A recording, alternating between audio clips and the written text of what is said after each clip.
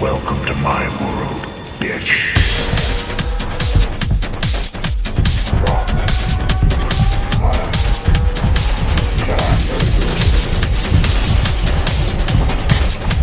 The power of Christ compels you! The power of Christ compels you!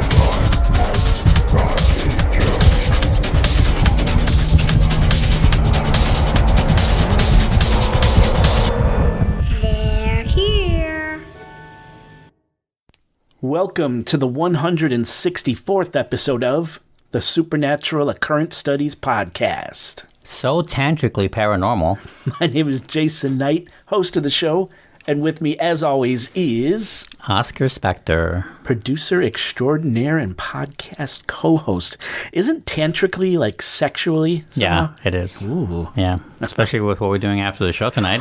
Just stop it. Stop it. Oscar, what has been going on with you, my friend? Nothing much. Been doing them driving stuff. Doing Driving a lot of stuff. Driving stuff, you know. What is driving stuff? I'm a food delivery driver, you know, as they say. Oh, I don't know if we talked about that on the show. We're doing a lot of traveling around the Chicago area, going far. Anything interesting happening out A there? lot of rich places, I'll tell you that. Rich places. A lot of places that I did not know existed. There's this one neighborhood I went to. Don't even ask me where. Somewhere Northfield, I don't remember. And it was a gated thing with a security guard, which I've seen in movies, of course, but never actually been to one. And I had to get double security on the guy. Like I had to give him information a lot of times for him to let me in. And even going in, it was like a whole neighborhood of houses, big and small. Like they were completely guarded, right, all the way. It was hard to. It was easy to miss too. It was like surrounded by woods and super darkness. They don't have a lot of light around there. Wow. I almost missed it. The turn And to this get is in. It was insane. This is near Chicago? In Northfield, I don't know. That's like Wow. 10 miles, I don't know. So you've never been into a gated community? No, I mean, not like that. Not secured like that. I see. You know, because a lot of them are just opened, you know, you could just walk in. Right? But this They one want was to keep the riffraff out? They do. Keep the riffraff out? I mean, the guy was cool at the security. Been to mansions. There's this one apartment complex in Evanston that I went to that looks like a regular, you know, nonchalant building. Inside, super fancy looking. I needed a code for the elevator specifically for the floor that I was delivering the thing in. I was like, I've never seen that before. Yeah, usually it's like a hotel. That's like a CIA thing. I've been or a in hotel. hotels like that, yeah. Yeah, I've been to fancy hotels. I've been to the Ritz in downtown. Oh, nice. And their lobby's on the 14th floor for some reason. Yeah, That's I think I weird. remember something about that. I had to go there after getting waved by the camera, which is on the first floor, the ground floor. Nothing. There's nobody there. Nobody there at all. I had to go up to the 14th floor, and even then I had to wait for someone. I couldn't go up myself. Wow. To the actual... It's crazy. A lot of crazy things like that. How about, I've seen adult films with food delivery drivers Yeah. come to the door, deliver a pizza, next thing you know. Does this happen while you're out there? I'm going to tell you right now, Jay. If that ever happens to me, I'll text you in real time. Okay? That's where my mind goes. Yeah. No, but what I'll text you in real time is not what you expect. It won't be a screenshot. It'll be me giving you my GPS coordinates in case I get kidnapped or murdered or my kidney gets stolen. And we have stories about that, too, So- where you almost got murdered out there. That's my bigger worry if that kind of thing even remotely starts happening, because I'm like, I don't trust this. Like, why would I trust this? Yeah, Too good to be true. It's a reason why people say that. Right. Yeah, I would probably be a little reluctant as well. And some people are in states of undress when they open the door. Oh my God. Dude, Yeah. I bundle up. I put my little beanie on, my hat I got. Both men and women. Put my hoodie on, I'm my saying slippers. like anybody. Really? Yeah. Not like undressed, like they're naked, no, but like they're barely, and it's like they just got up. To, you know, it's like they're under less jammies or towel ones, you know. What? Yeah, People got balls, man. Not me. I put on Kevlar when I open the door. Yeah, Kev. I yell through the door, just leave it on the step. I don't want to see nobody. That's just expensive, man. Kevlar? Oh, I'm sure. Yeah. That's what I open the door in. I believe it. But that's it. How about you? You know what? Not much has been going on, just working. Just working. It was kind of been a boring couple weeks. I do have a couple stories, though, little updates, Yes, I guess. we do. Well, this first little story, it's not an update. It's just something kind of cool that happened in the Chicagoland area. Oh, yes. This happened on January 28th Okay. towards the western suburbs of Chicago, like Wadsworth, Illinois.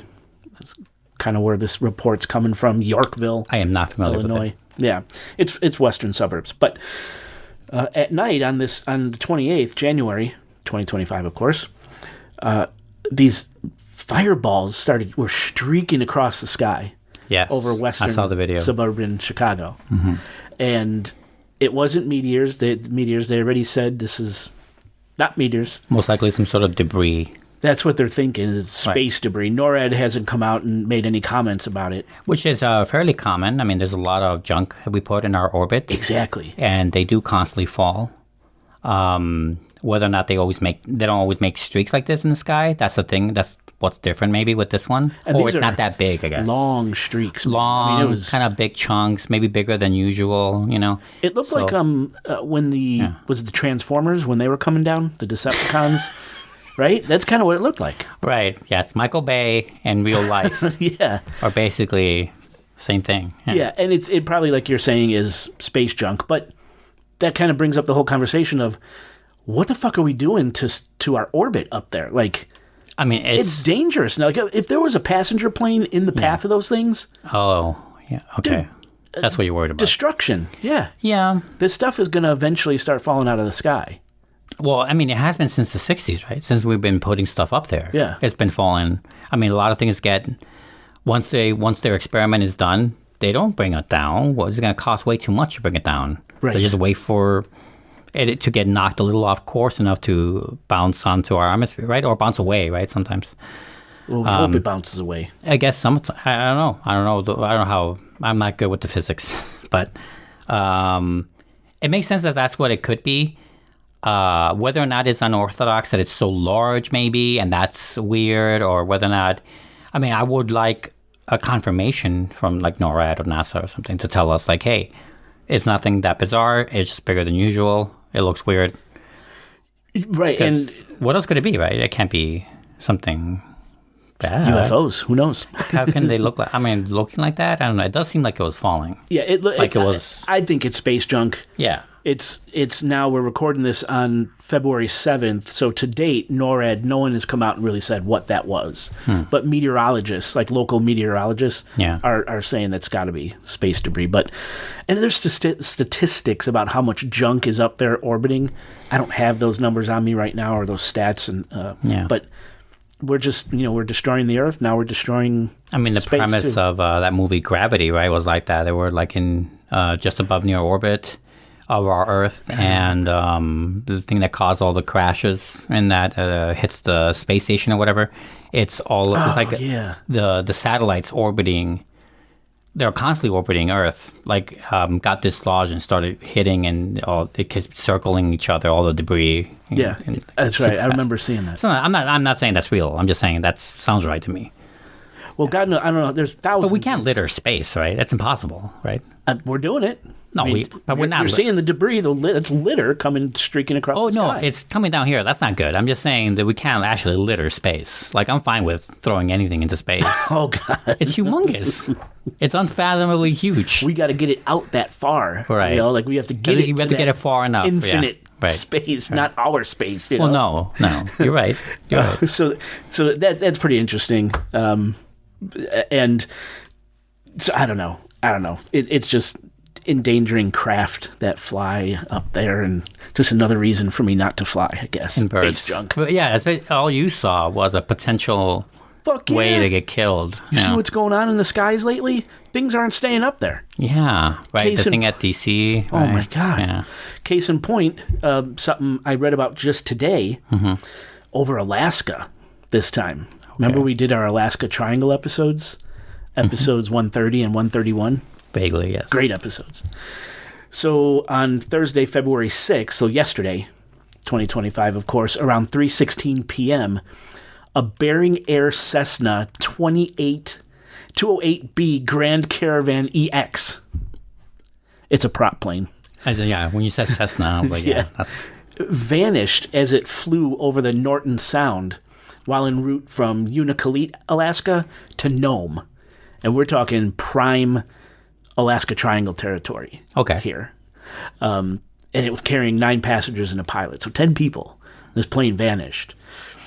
It's FBI is involved. They're trying to triangulate things with all these satellite stuff, trying to find this plane. They haven't found it yet. And they've done water search and land search as well. So as of right now, for all intents and purposes, this fucking thing disappeared. Hi, y'all. Oscar here with an interruption on our opening to tell you that just days after this show was recorded, we found out the truth of what happened in this accident, this Alaskan accident.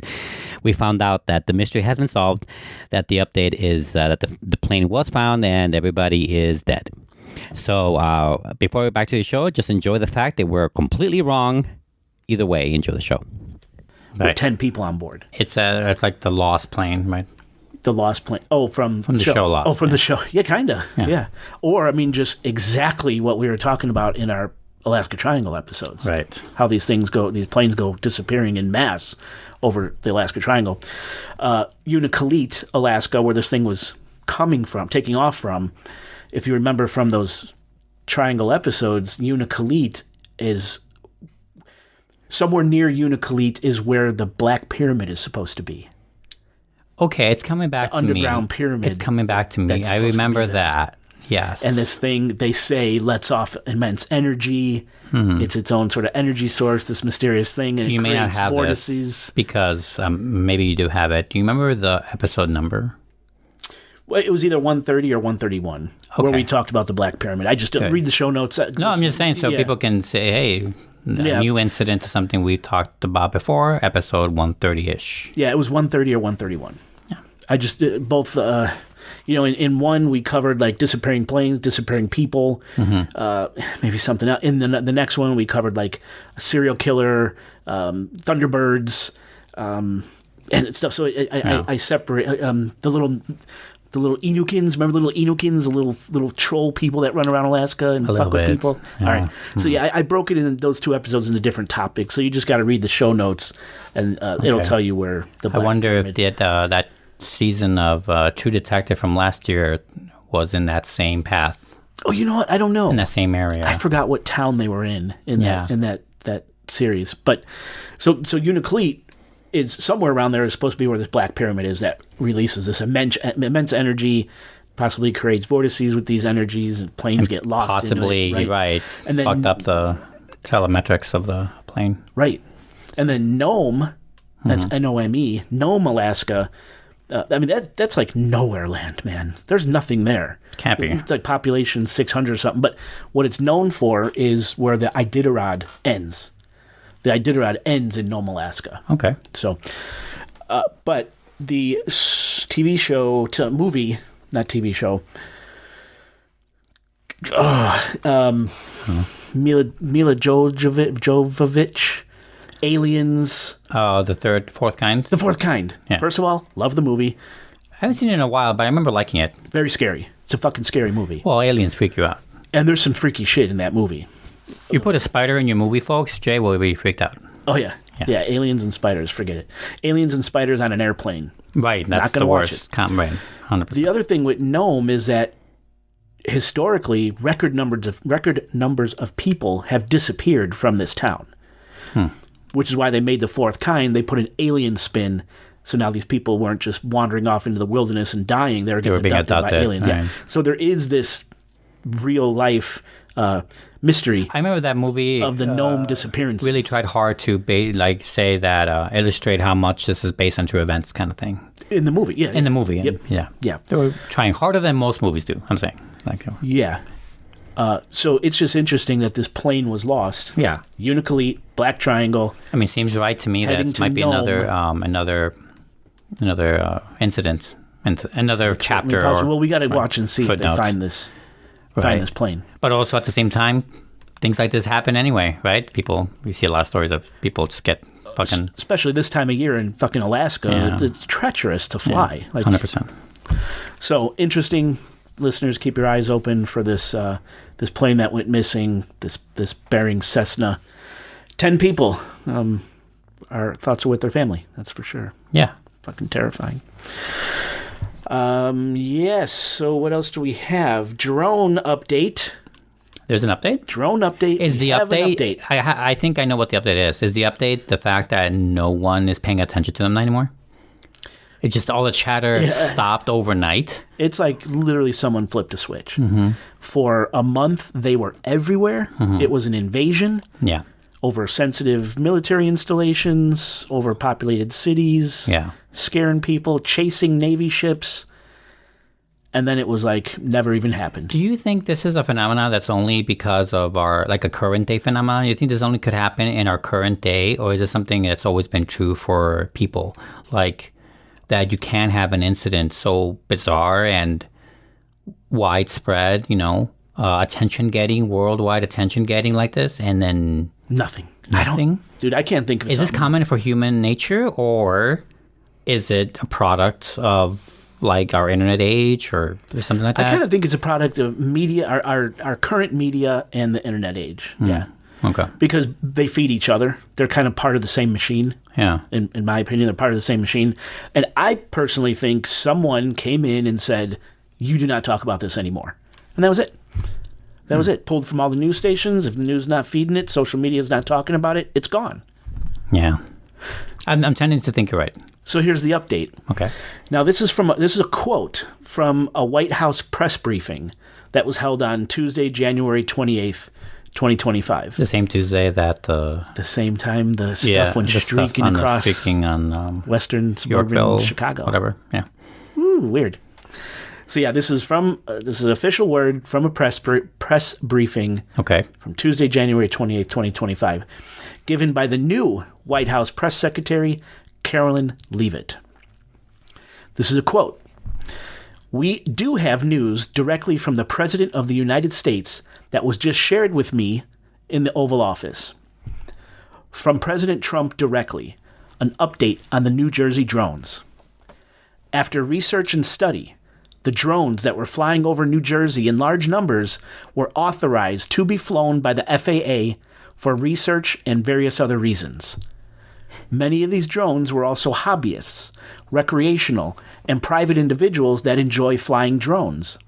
And in time, it got worse due to curiosity. This was not the enemy. A statement from the President of the United States. End quote. Now, hold on. I got a problem. I got a few problems. So just a few weeks ago, month, whatever, at this point, the FAA had no fucking idea what these things were. Right. That's what they said, right? That was the word. That was announced. Like an official thing they said. 100%. Not to mention the locals down there, like the authorities, police and stuff, they didn't know either. Yes, and it was made... And they have to notify them if they're finding shit up there. Exactly. Yeah. So it was made very clear in countless press conferences and news articles and everywhere on social media that the FAA was involved in the investigation into the drone sightings, as was the FBI, state and local authorities, and none of them had a clue what was happening. That was the official word. Right. So the FAA didn't have to, to your point, they didn't have to tell local officials or commanders at military bases, the heads of other sensitive areas, what they were doing, the FAA.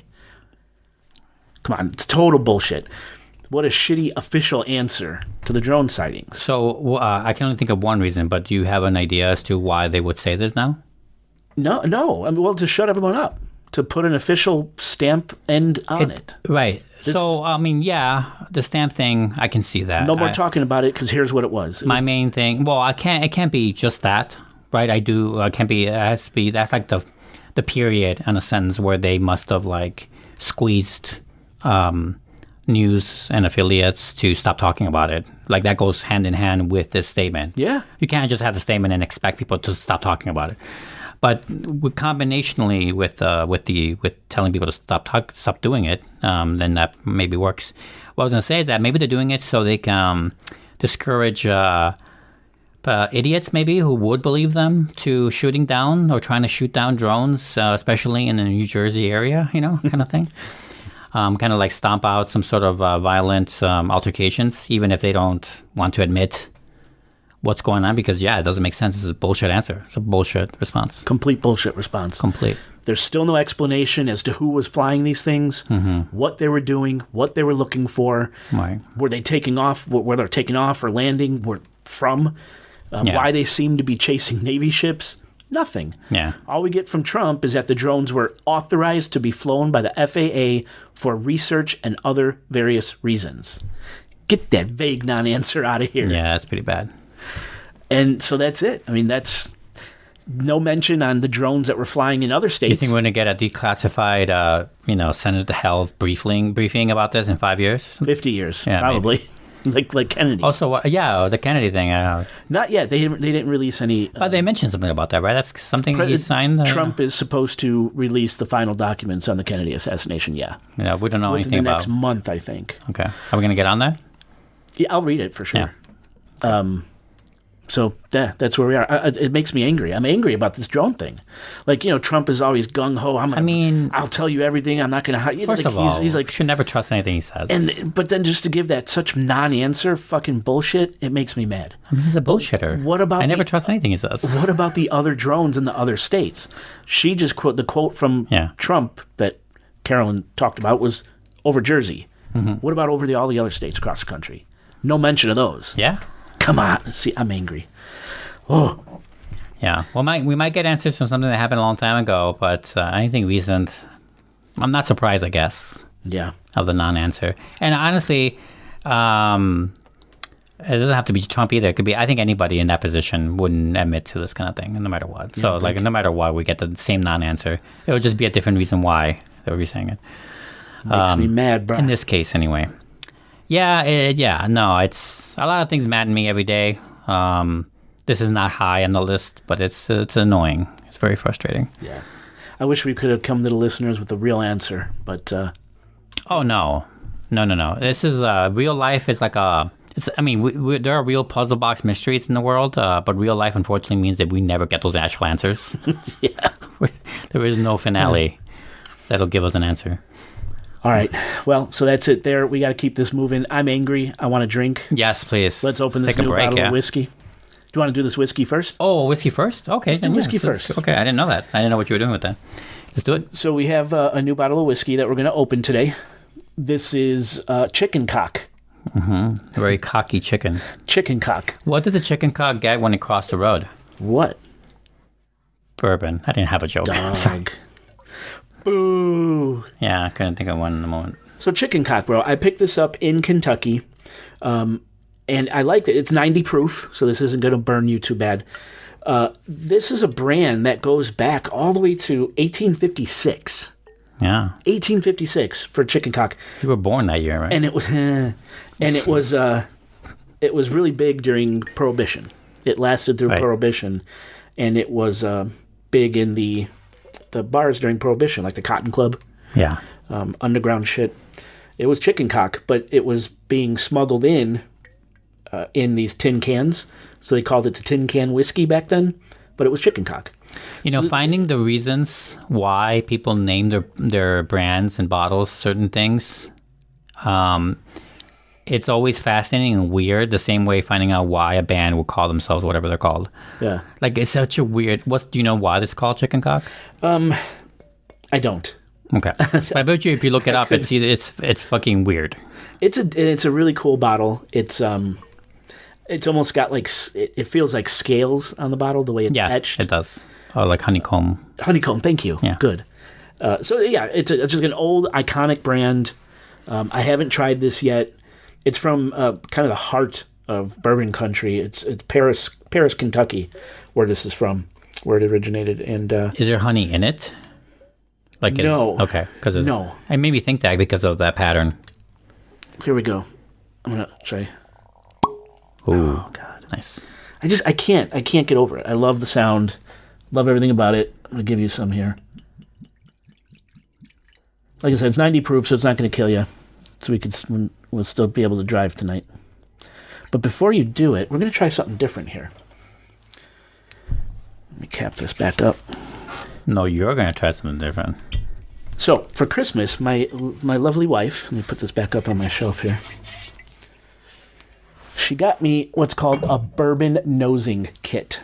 Mm-hmm. Have we talked about this on the show yet? I don't think so. So what this is, it's supposed to help you develop your bourbon palate, your whiskey palate. Right. And it is 18 canisters of different items, different spices, flavors that you would find in whiskey and bourbon. Right. Like, so brown sugar, chocolate, honey, black pepper, cinnamon, allspice, Arsenic. tobacco, over here that I want you to try, oak, rye, vanilla, corn. And what you do is you smell these canisters, and this is the real product is in these canisters. So there's real vanilla bean, there's real corn, real shards of oak, rye. So you nose these, you smell them, and then you taste your whiskey and try to pick out the different flavors. Right. So let's try that. I want you to try this vanilla. So open that up. Get that schnoz of yours right down in there. Get a big whiff. Oh, yeah. Now take your whiskey and try the whiskey. I'm going to do the corn. Does smelling the vanilla help you pick out vanilla flavors, notes in the whiskey? Maybe a little. Oh, I do taste vanilla in mine. Corn. So I'm smelling the corn, then I take a sip.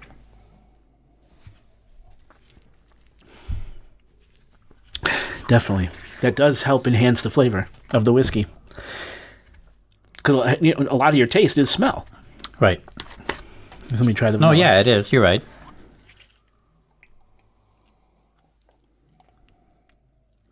And there's the vanilla. Yeah, definitely. Sweetness in there. I am picking up oak without even having to smell the oak. It's nice. Yeah. The vanilla was more prominent for sure than... No, not that one. Have you tried the corn? The rye. No, I haven't tried. Oh, the rye. Yeah, I haven't tried the rye. Let me see. Nose the rye. I'm surprised corn even has a smell. Then go right to the...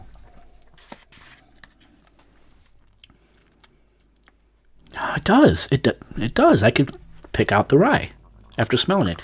That's pretty cool. Yeah, it's a nifty gift. I like this. Yeah. It's like an invention that I never, ever would have ever imagined. Right. Like thought of myself. And it's not cheap. It's not cheap. So right. Okay, well, that's a long intro. We have updates on the Long Island serial killer. All right. Some new things are going on there, so that's what this episode's going to be about. Oscar, let's take a quick break and finish this chicken cock. Let's do it.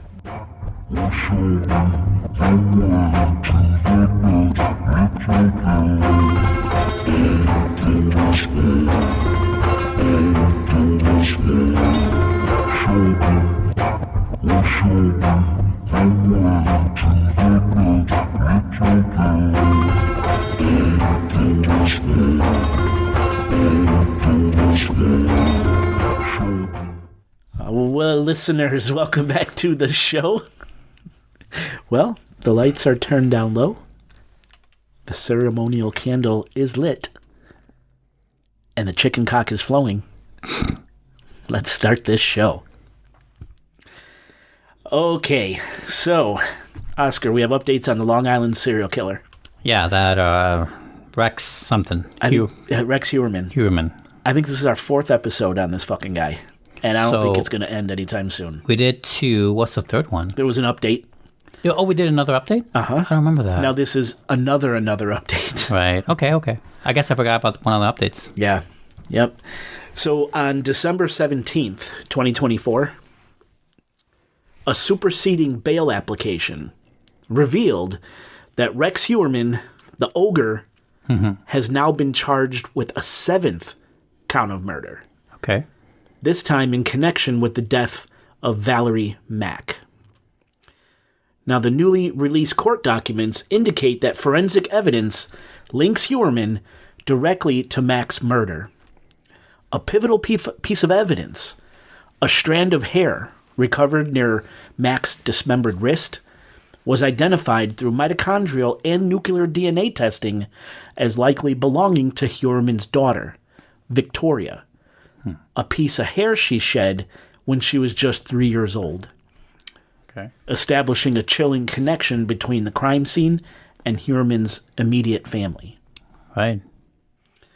Further incriminating evidence includes a document discovered on Heuermann's laptop ominously titled HK planning document. We covered this I remember this document in horrifying detail in our last Long Island update, the Long Island serial killer update episode. This file, if you remember, outlines detailed methods of abduction, dismemberment, and body disposal, with disturbingly specific parallels to Valerie Mack's murder. References within the document point to known dump sites, such as Mill Road, where Mack's remains were found. Digital forensics also revealed that Heuermann frequently visited websites related to Gilgo Beach investigations shortly before Mack's identity was made public in 2020. So he's looking up his crimes. He's relishing and reliving. Either for that or to like check up on the progress on. He must be also a little worried about getting caught, right? Before he gets caught. Right. Now, something kind of strange happened at Heuermann's arraignment for the murder of Valerie Mack. In court, when the judge asked if he was guilty of the crime for which he was being accused, people in the courtroom got to hear Rex Heuermann speak for the very first time. In response to the judge's question, Rex Heuermann proclaimed his innocence, stating, "Your Honor, I'm not guilty of any of these charges." And this stunned many in the courtroom because his voice was described as nasally and high-pitched. And, Your Honor, I'm not guilty of any of these charges. Kind of like nasally, high-pitched, which from someone as imposing and big as the Ogre Heuermann. So did people chortle or laugh or anything? I don't think so. I think they were more stunned. Okay. And his voice carried this notable sense of desperation. Your Honor, I didn't do any of this. Like, what the fuck? This isn't me. So, but no one knows why Rex chose this moment to finally speak about his innocence. Not even his lawyers knew he was going to do it. It just really shocked people to hear his voice and to hear him plead, and that the voice didn't match the frame, But we saw... No, wait. Hold on. We put a clip on the episode of him talking. In court. Like, this is the first time people heard his voice. No, I know, but it wasn't like this in that video. I'm trying to remember. I can't... It wasn't Gruff McGruff either. No. But it wasn't like, I'm a wrestler who does bartending or whatever. But it wasn't, it wasn't nasally or squeaky at all. Is he playing it up? Oh, I wonder. I wonder. Obviously, there are years between the video and now, and I don't know what president's doing to him. I hope it does worse to him. But, I'm just saying it wasn't...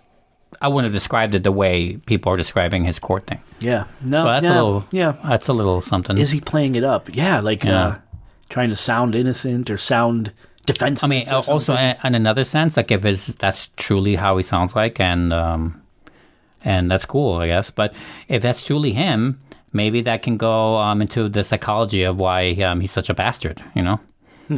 Like whatever his insecurities are, that could be a lot of the stem from it, right? Oh, maybe. Maybe. Jeez, I don't know. That's like not even backseat psychology. That's like trunk psychology. But I'm throwing it out there. Hey, cheers to that. I'll take it. I think. Yeah. And now we know more about Valerie Mack's life now as well. So, I always like to try and highlight who these women were as people rather than victims. And, unfortunately, Valerie's story is a story we've heard countless times in the Long Island serial killer case. Yeah. Mack's life, like many of the Long Island serial killer's known victims, was marked by hardship. She was born Valerie Lynn Fulton on June 2nd, 1976, in Atlantic City, New Jersey. And she faced early adversity. Conflicting reports suggest either both her parents died or she was forcibly removed from her home by Child Protective Services, leading to her placement in the foster system. And we know this is not a good place to be. Probably in Atlantic City, New Jersey, I'm assuming. In 76, not a good place to be in their foster system. Right? Mm-hmm. I mean, the best circumstances still fucked up, Right. It seems like. She was adopted out, but then her first adoptive parents, they died. And then she was adopted by the Macks. They, tried to provide her with stability, but despite their efforts, Valerie struggled with the lasting impacts of her difficult upbringing in that public system that she was put in. Mm-hmm. She was described by an adopted sister as great, smart, sweet, and troubled. Valerie became a mother to a son named Benjamin while she was just a senior in high school. And it must have been financial strain, being a young mother like that. She turned to sex work in Philadelphia and in Atlantic City, a path that quickly led to drug addiction and several arrests. Yeah. Valerie often worked under the alias Melissa Taylor. She was a streetwalker, meaning she was coming constantly face-to-face with the Johns, which is incredibly dangerous. Right? Yeah. She wasn't using the internet like a lot of the Gilgo 4 were. She was out there on the streets face-to-face. She was last seen in June 2000, shortly after a final arrest. And months later, on November 19th, 2000, her dismembered torso, severed hands, and decapitated head were discovered wrapped in plastic bags and duct tape in the woods off of Mill Road, going back to the planning document in Manorville, New York. 11 years later, in April 2011, her skull, hands, and right foot were found near Gilgo Beach, less than 1.5 miles from where Jessica Taylor's remains were discovered. Now, Jessica Taylor, another victim in this grim story, shares an eerie connection with Valerie Mack. Together, they're referred to as the Manorville Two. The Manorville Two. Now, Jessica, if you remember, she was a 20-year-old sex worker from Washington, D.C., who disappeared from New York City on July 21st, 2003. Her naked torso and severed arms, severed below the elbows, were found partially decomposed in a plastic sheet in Manorville's Pine Barrens near Halsey Manor Road, just a half mile from Valerie Mack's earlier discovered remains. Jessica's head and hands were missing, and a tattoo reading Remy's Angel had been crudely mutilated, to kind of hinder identification. Right. We talked about this in the other episodes. I'm just kind of trying to remind you here. Now, in April 2011, Jessica's skull, hands, and forearm were found along Ocean Parkway near Gilgo Beach. Again, less than 1.5 miles from where Valerie Mack's remains were found that same month. Both victims exhibited signs of post-mortem dismemberment using similar cutting tools, and forensic analysis linked plastic bags used to contain the remains. So the same type of bags were used to carry both women's remains. Yeah. Sounds like airtight. Yeah, pretty much. Yeah, and then forensic evidence tied a male hair found beneath Jessica's body to Rex Heuermann through DNA analysis. Right. So you can see how this is all starting to come together, how they're all being linked together and then being linked back to either Rex or to his family. So when you said it's not ending, yeah, it's still ongoing. Still ongoing. Yeah.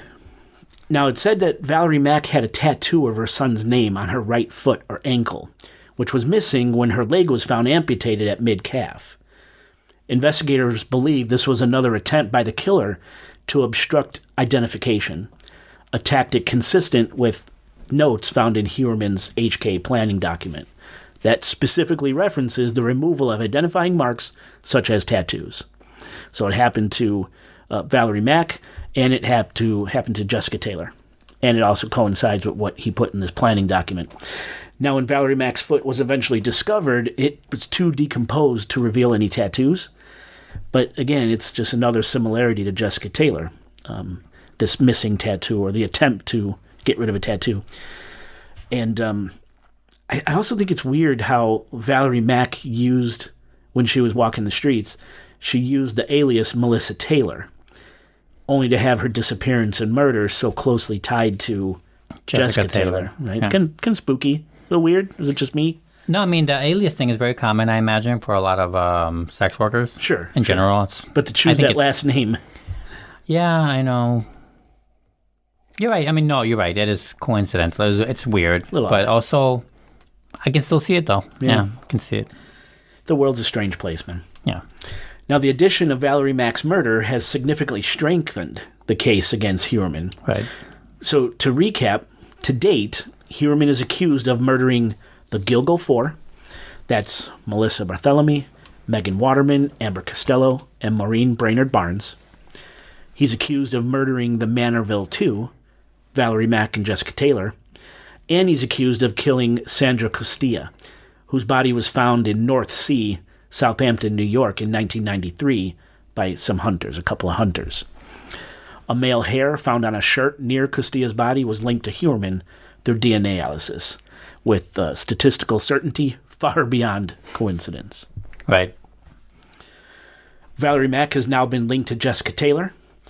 Both Valerie and Jessica have been connected to the Gilgo 4 and Sandra Castilla through DNA evidence, phone records, and that chilling HK planning document. Right, and more. So again, you can see how this case is just growing and growing. Not to mention, investigators are still sifting through those 350 plus electronic devices. So who knows what they'll uncover next. Right. We'll keep you updated on that. And they're probably still uncovering it, but releasing it is another matter, so still waiting for it. Building the case before they can bring another charge, just like they did with Valerie Mack. Right. And then once they charge is when it becomes public. Right? Yeah. Yep. So that's kind of the updates on Rex Heuermann, the Long Island serial killer, to the suspected Long Island serial killer. Now I kind of have some thoughts that I just kind of jotted down. Okay. Want to see what you think. All right. Hit me. And then I have kind of a mind blower at the very end. Okay. All right. So these are just kind of general thoughts and some little tidbits here and there that I've picked up since the last time we've talked about this. So Rex Heuermann was an architect. Right. Mm-hmm. Running around New York City, familiar with all these ancient building codes and things, and he knew which buildings were empty, which foundations were being poured, when walls were going up or coming down. Yeah. Empty buildings make ideal places to kill or hide, right? If a foundation was scheduled to be poured this next day, could he dig a hole and then bury a body the night before? Okay. Sealing his secrets in concrete forever? I would say that's a good idea if we hadn't already been burying people in... Gilgo? Right. Or others. It could be another location. I mean, he was up in Manorville, apparently, in the woods. Not on the beach, but in the woods. Why not all of them? Or is there just not enough, right? There's like too many bodies to cover it's not enough buildings to hide these people. And maybe he almost got caught and got scared. Who knows? I'm not saying this is what happened, but think about it. There could be bodies all over New York City. I mean, in general, that's a thing that happens, right? You think of when the highways were being built. I don't remember what stretches or where exactly. I remember hearing this story. It sounds real. I don't know if it's real. Where workers would, sometimes die and fall into the... well, they say when the Hoover Dam was being built, that happened. A lot of bridges way back in the early 1900s. Yeah, so the point is that those giant concrete structures that hold the freeways in place, there's bodies in there, man. Just keep pouring. If they fall in, you just keep pouring. You don't stop progress. Yeah, what are you going to do? Fucked up. Yeah. Now, this planning document, it revealed that Rex it almost like he took pleasure in preparing for murder. For him, the planning stage could have been half the thrill. The act of killing could have just maybe been a small part of his overall satisfaction. Right, it's like his foreplay. Yes. Oh, good. I like that. Yeah, his gratification could have came from the process. Fantasizing, strategizing how to get away with it, and maybe even shopping for the tools he needed. That's his foreplay. Right. It's kind of gross, maybe. No, I mean... the things I think about it. It's human nature. It's just that how he has personified is what's gross. But. Yeah. We discussed in one of our last episodes, I forgot which one, but that Rex really, he pulled these horrible internet searches, right? Just disgusting pornography he was looking for, including children. But what happens when a man as fucked up as Rex, supposedly is, realizes that the porn he craves doesn't exist, or worse, that simply viewing the images and videos online isn't enough. Right. Does he take the next horrifying step and create it himself? Will authorities uncover photos and videos on those 350 plus electronic devices, capturing Rex acting out his darkest fantasies on his victims? Can you imagine what that looks like? God help whoever stumbles onto that shit show. Yeah. So this was something I heard. This was pretty interesting. That planning document apparently included a note section referencing specific page numbers from a book called Mindhunter. Mind or bind? Mindhunter. Mind. Which was published in 1995 by John Douglas and Mark Olshaker. Now, Douglas is recognized as the FBI's first criminal profiler, and he developed the criminal personality profiling technique after he interviewed over 1,000 serial killers. Right, the show. Yeah. Exactly. His work heavily influenced the Netflix series Mindhunter, with the character of Special Agent Holden Ford being based on this author. Right. Okay. Now, the pages Heuermann cited contain fucked up concepts, including sex substitution, which involves penetrating the body with foreign objects, and the idea that mutilation equals disorganized. Mutilation equals disorganized. Now, strangely, investigators didn't find a copy of Mindhunter among the books recovered from his properties, whether it was his disgusting home or his office, his storage sheds. They didn't find it. But online sleuths are the ones that figured out that the quotes and page numbers in his planning document precisely match content from Mindhunter book. So could a hidden copy still be buried somewhere within the hoard, the clutter of Heuermann's Massapequa Park home? Right. Behind some floorboard or something, I don't know. Yeah. Did Mindhunter influence his alleged crimes? Was it a blueprint for his methods? I was going to say, maybe it's more like that, or more of a way to understand, like, know thy enemy kind of thing, where, like, if you know the profiler that's going to be profiling you, kind of helps you, give you a leg up maybe as to perfecting your process to keep it stealthy, keep it innocent, right? And it worked. I mean, it worked for a long time. I mean, he was killing for decades, yeah. Active for a long time. Thinking about the poor women in this story and the unidentified. Yeah. What do they see in their final moments? If Rex is the Long Island serial killer, his face, that fucking mug, was the last image imprinted on their minds. Right. That connection between predator and victim, so it's intimate, perhaps more so than any other relationship Rex had. To his family, his friends, coworkers, he's the man he chose to present, a carefully crafted facade, right? Yeah.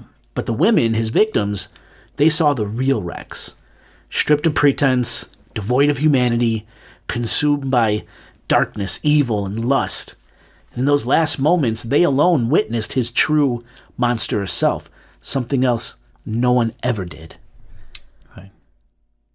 The mask comes off. That's what they saw as their last... I don't know. That's fucking... It's gross. It's terrifying. Nothing about him is attractive. You can't look at anything on his face and be like, yeah, it's attractive. Yeah, his face, I think, is made for radio. Yeah, right. Or podcasting. Right. Now, Heuermann's lawyer, Michael Brown, he is fully convinced that and he said 100% convinced, that the former Suffolk County Police Chief, James Burke, remember this jerk-off? I remember the jerk-off, yes. He was a good suspect. That he was involved in these crimes. According to Heuermann's lawyer, 100% certainty, Burke was involved in these crimes. Brown points to blatant roadblocks Burke created during the investigation. Go back and listen to the other episode to hear about these roadblocks. Those roadblocks, he says, it's strong evidence that others may have been involved in these crimes. This raises the possibility that Heuermann could avoid conviction if prosecutors can't definitively prove beyond a shadow of a doubt that he's responsible for all the victims. Any skilled defense attorney could argue that due to police obstruction and mishandling, the involvement of others can't be ruled out, creating enough reasonable doubt for Heuermann to walk free. Imagine that day. Because it all has to be jury of 12, they all have to agree, beyond a reasonable doubt, he's guilty. All we gotta do is make sure he's guilty of one. All you need is one, I guess. But it would be nice to get the full credit. Yeah. Well, just for history too. We gotta understand what happened to these women. Absolutely. For their memory, for their family. Right. But imagine if he could walk because of something Burke did, That's not good. That's terrible. I don't want that. What would it be, 10 years ago when the investigation started, something like that? What's the point of all this scientific, I'm getting annoyed. It's making me want to keep drinking. I'm smelling my vanilla and taking a sip of my whiskey as I'm going through this. You know, you can't take that with you to the bar, right? I know. I'll bring my little nosing kit to the bar. Right. Like, look at this dork. Fucking nerd. Now, in June 2024, the Pasonic River Sportsman Club in Manorville, Long Island, provided key evidence in the Long Island serial killer murder investigation. Records and photos place Rex Heuermann near the areas where victims' remains were found in Manorville. Okay. Rex attended a shooting event on July 20th, 2003, a day before Jessica Taylor disappeared. Her torso was found nearby on July 26th. Although not a club member, Heuermann participated in public rifle events and volunteered there as a safety coach. How ironic, a safety coach, really.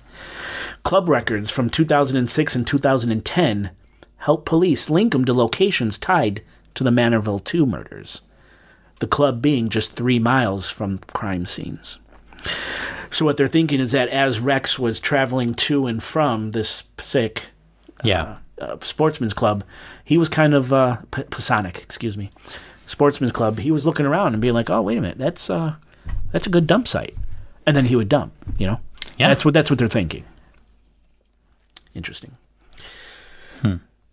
All right, so like I said, I saved the most shocking part for last. Okay. Now, trust me, this is wild, and you'll want to check the show notes because I've included photos related to this last part. It's about Victoria Heuermann, his daughter, and questions surrounding her possible knowledge of or even involvement in her father's alleged crimes. How old is she today? She maybe young 30s, maybe? Like okay, 20s, so young 30s, something an adult. like that. Oh, yeah, clearly. That's what I mean, yeah. an adult, okay. So did his daughter know what he was doing? Could she have played a role? Okay. And it wouldn't be unprecedented if you guys are familiar with the toy box killer, David Parker Ray.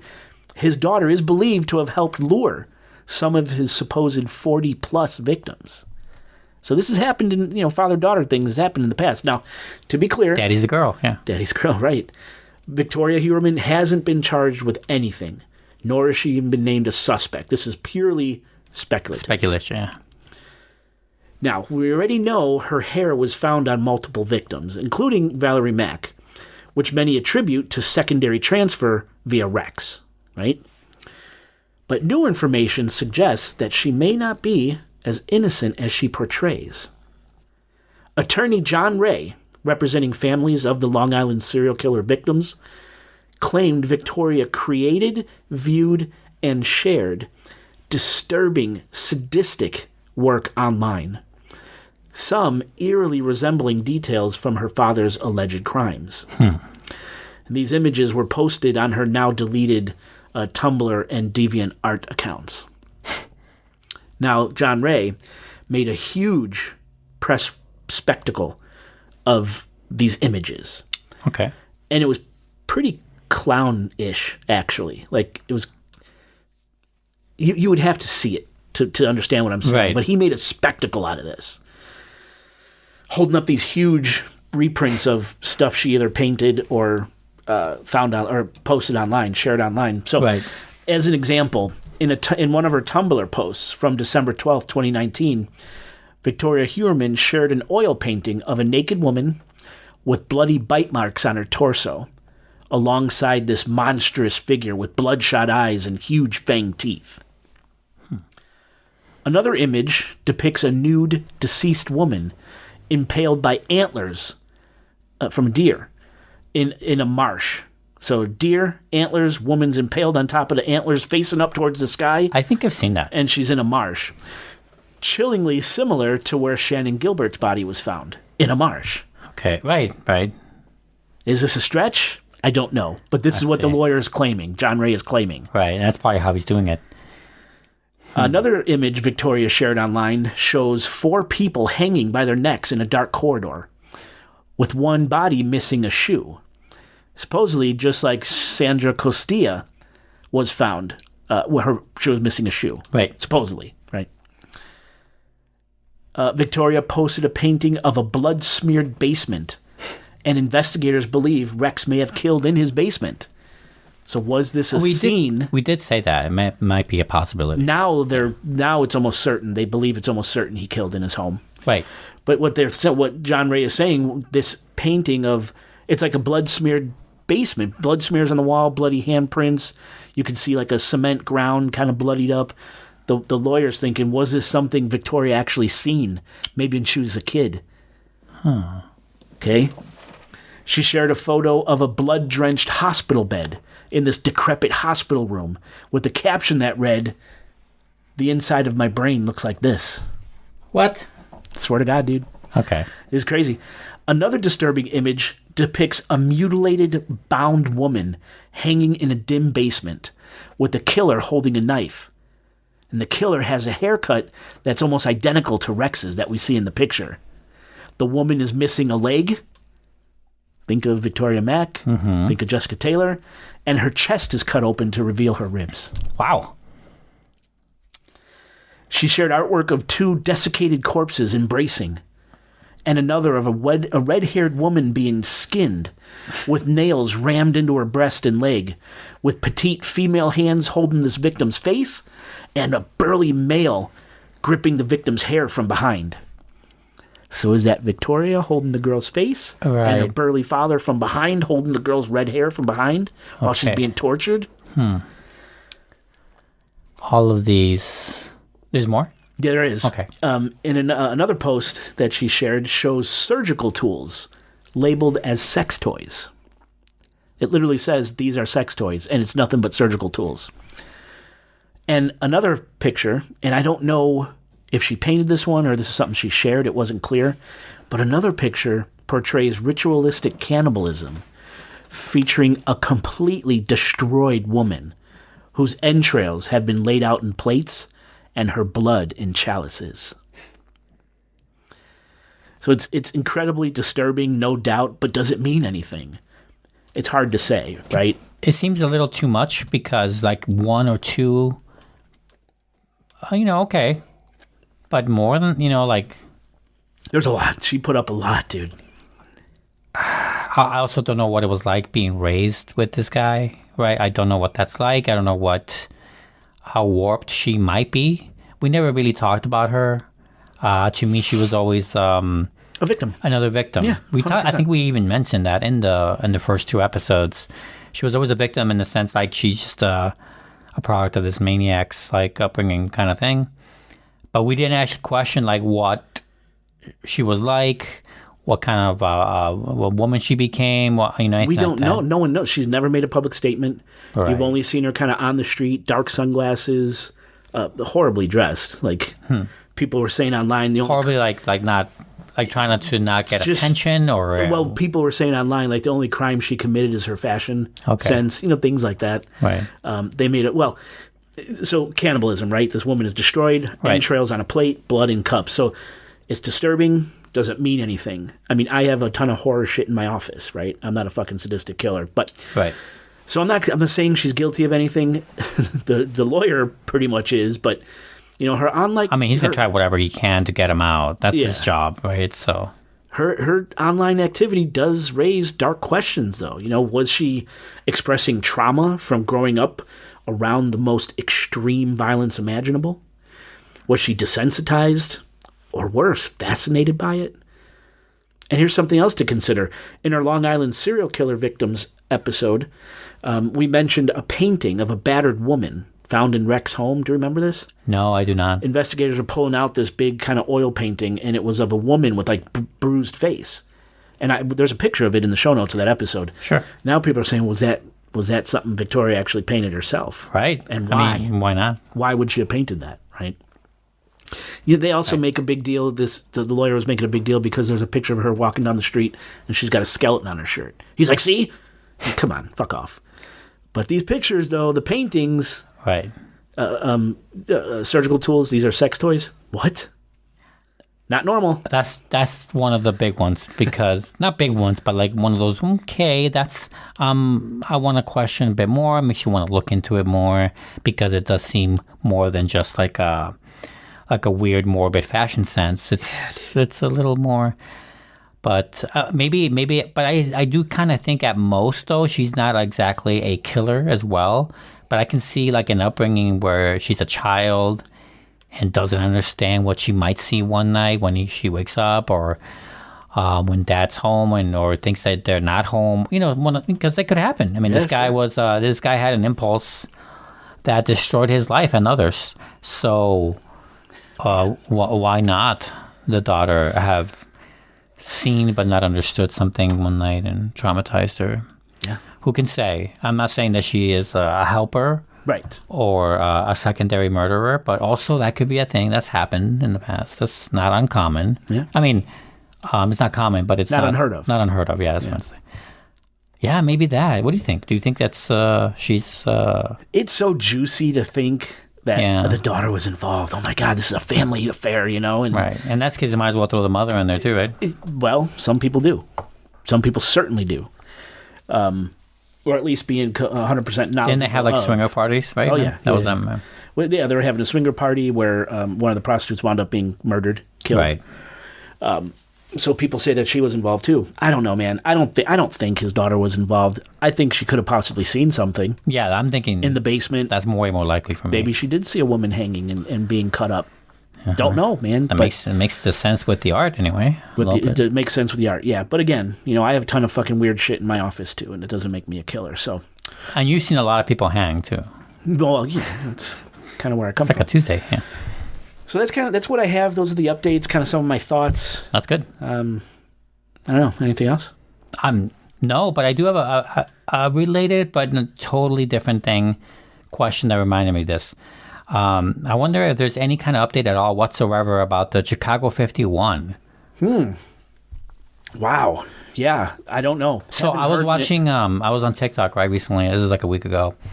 And one guy came up. I don't know if it was a podcast taking out of context or what, or if it wasn't. It wasn't a news clipping, but or just somebody making a TikTok about the 5 unresolved serial killers still in Chicago 51 was like number 5, I think, for that. Wow. So like, and it reminded me. I'm like, oh yeah, we haven't thought of an update. We only have that one suspect from that one murder.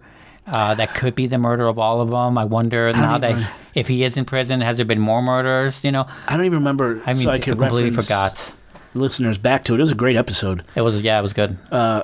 I don't remember the episode. I wonder if there's an update. It was called the Chicago 51. Yeah. I remember someone actually wrote after listening to the episode and said that they lived in the neighborhood when those things were going on, and he's like, you guys did a good job covering that. He's like, I remember this vividly. Yeah. So that was pretty shocking. I remember that feedback also. Yeah. I don't know. I haven't heard anything. Haven't really thought about it, unfortunately, since we did the episode. Well, because we're talking about serial killers, so it just reminded me. No, that would be good to look into to see if there has been any developments. Cool. Yeah. It might be fun to see if there is something. Unknown serial killer haunting the streets of Chicago. Yes. And that the cops weren't doing anything because he was killing black prostitutes and all these things. Fucking crazy story. Yeah. Well, good. Very good, man. I guess I think we're going to go drinking now. Yeah, let's go drinking. All right. Oscar, take us home.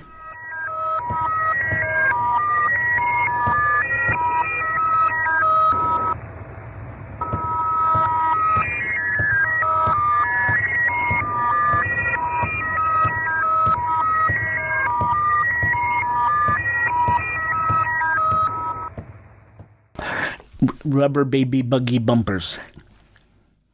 Rubber baby buggy bumpers. Mm-hmm. Do I sound okay? You know what we got to watch? We have to, the intro song. You got to really hit the volume on that sucker. And if we take my car tonight, I'll show you exactly what I mean. It comes out muffled. I don't know what it is. And then our voices kick in and it's loud and clear. I don't know. And, right when we first started using it, remember I asked you, I'm like, bro, there's something, and then you punched up the volume and it was good. I sent it to my friend who made it. I'm like, dude, is everything okay with this file? Is there anything you need to do to punch it up? Maybe I just been forgetting to add that step, I guess. Because I've been doing the same thing I did with all the other musical stuff. Yeah, I think it just needs to be punched up. Okay, yeah. I think I just keep forgetting. Because it's a dope intro, but it's like, why is it? It's muffled and it's...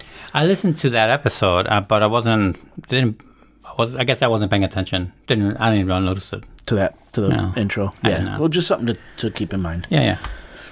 I'll say this, though. I'm on my 4th audiobook since I started Uber eating. Dude, that would be cool to...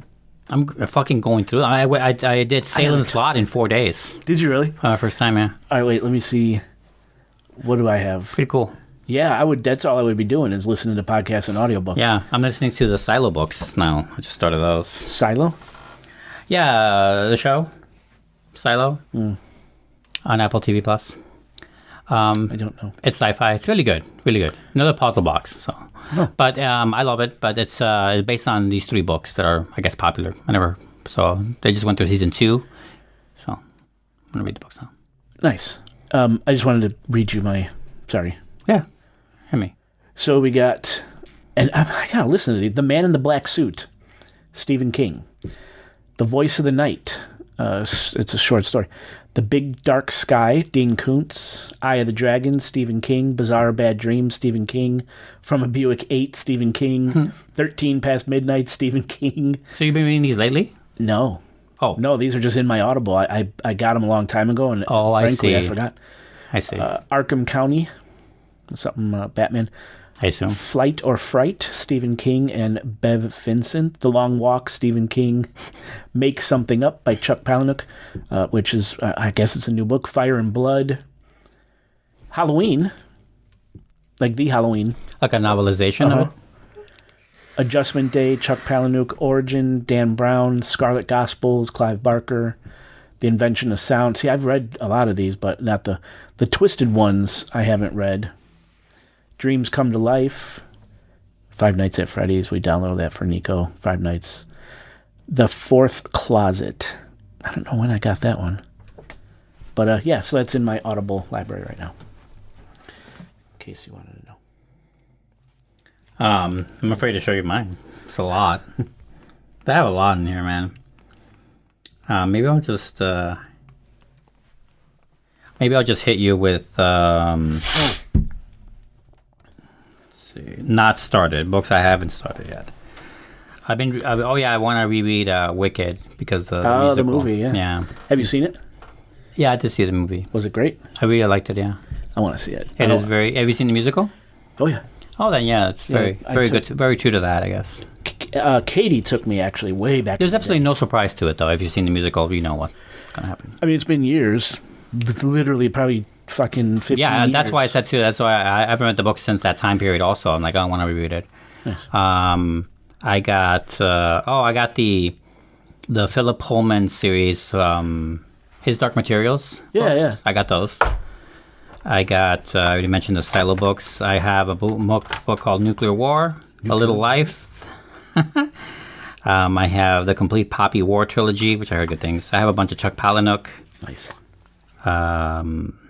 David Mitchell books. I have a history book, Christmas Eve 1914, about the First World War. George Orwell's things. Let's see what else. What's an okay one here? The Nothing Man. I don't know what that is. Imagica. Oh, Clive Barker? Yeah, I never read that. Me neither. I have the Annihilation books, the movie. I just read the first one. Yeah, that's a very cold perspective. It's very clinical. It was good. I liked the book. I read the first one a couple years ago, but it's actually a trilogy. And I have the other two. Yes, that's right. Authority and Acceptance, I think they're called. Infinite Jest on Killing, another history book. A bunch of thrillers. Dune. I don't know if I'll ever should read Dune. A bunch of sci-fi. Ringworld. I never read Ringworld, but I have the first one here. Yeah, a lot of mixed bags. A lot of mixed bags. No, that's cool. A lot of them. Yeah, that's what I'd be doing, man. I'd be listening to podcasts and audiobooks all night. Mm-hmm. That's basically what I do. That's pretty cool. Yeah. All right. Do you want to start? Yeah. Get into it? Yeah. Are you warmed up? Yeah, I'm good. I want to go to the bar, so. Yeah.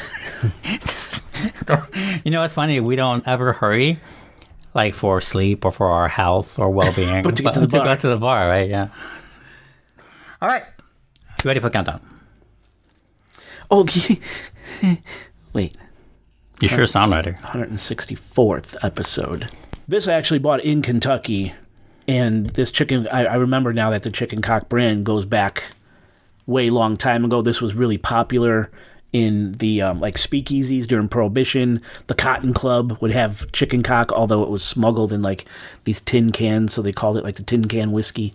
This brand goes back fucking forever, you know. So it's a cool story behind it, you know. Back when it was made in bathtubs and shit. Pretty much. Yeah. Okay, so what was I read this. This is unrelated, but it reminds me of the old days. There's a movie called I think it's White Christmas, the original. Have you seen it? Oh yeah, yeah. Do you remember the scene at the end? I mean, there's many scenes, but the one particular scene at the end where it's like snowing and everyone's dancing in the snow and shit and having fun. Yeah. Apparently, I found out that it's first of all the snow in that movie is fake because they're in LA. You know, it's not like they have real snow. Secondly, that's asbestos. Ugh. So they're all fucking lung cancer now. Yeah, there's a scene where one of the characters like literally takes a bunch of snow into her face and is enjoying it. Like, Isn't that fucked up? People were so stupid back then. No, we're stupid now, but we know about asbestos at least. That happened around here a couple of years ago. There were not the asbestos. They were filming a movie, and it was cold. There was no snow on the ground anymore, though. Like, snow had already melted. Yeah. But there was one house here that they just doused in fake snow, and they filmed something. We never did find out what it was, but it was, what it was movie like a it was? block or two behind me. It was right here in the neighborhood. If it was a Christmas movie, there's so many. I mean, they make like 30 new Christmas movies a year at least. It's just that 29 of them are terrible. Right, and completely exactly. forgettable. And they are fucking terrible. And forgettable. Oh, yeah, let me try this weird candy thing before I forget. He's got some weird Japanese drinks coming, too. Those I'm a little more familiar with. I also like, I've had a lot more of the Japanese chips. Chips. They have unique flavors of chips, like shrimp. Oh, it's actually not bad. Dog. It's actually not bad. Bros. But they have way more seafood in their thing than we do, so. Is it a cookie? What is it? It's a marshmallow. It's a marshmallow. Really? Mm-hmm. That's cool. Yes. Thank you. Wow. Well, it's harder and softer than I thought it would be. I don't know what's in the middle. What is this? I don't know what that is. They like this bean paste a lot with their sweets. That's a big thing for them. I don't like it personally, but I know what you're talking about. I get those at the sushi places. Mm-hmm. Those little beanball patty things. Yes, exactly. Maybe I like that's them. Maybe that's what's in here. Huh. You can't. It's not like you can read the label. Yeah, I have no idea what it says. I can read the numbers. Oh, there's a website. I'm not doing that. Yeah, your son is becoming really involved into the Japanese culture. He really is. That happens a lot when people that are into anime. Yeah, he really... I had that phase too, where like back during the Naruto and Prince of Tennis days, I used to watch a shit ton of anime, like nonstop, right? And it got me into manga, got me into, Japanese chips and the candies and the drinks. I went to Mitsuwa, I went to H Mart, right? Yeah. To see, yeah. And then from there, you try to, find Japanese chicks to hit on. This is natural. And man, they do not like foreigners in my experience. You mean whites? Oh no, not Japanese. My white bitch. True. Also, I also realized that's another thing. Anime, and especially anime, is huge in like south of the border. Huge. Really? Huge in Mexico, Guatemala, all those places. Oh, huh. Argentina, yeah. Huge. Like it's bigger than you think it is. Because a lot of us grew up on anime that was translated or dubbed in Spanish. Ah. I did. I watched Dragon Ball in Spanish. I never saw it in English. Wow. Mm-hmm. I remember Dragon Ball. That was huge for a while. Yeah, it was. Do you want to continue so we could go out and drink? I like how you're like, can we continue so we can go out and drink? Like, you don't Now have I'm to add excited the- we're you don't going have to out. add We the never thing. do this. Yeah, you're right. Actually, like, you know what? When was the last time we went out for a drink? I can't remember. Vegas? I don't know. Yeah. No, I mean, we didn't go out anywhere in Ohio. Yeah, we did, right? Must have. Was Ohio after Vegas? Pretty sure it was. Yeah, we did, for sure. A couple places. No. Is that or am I spelling that?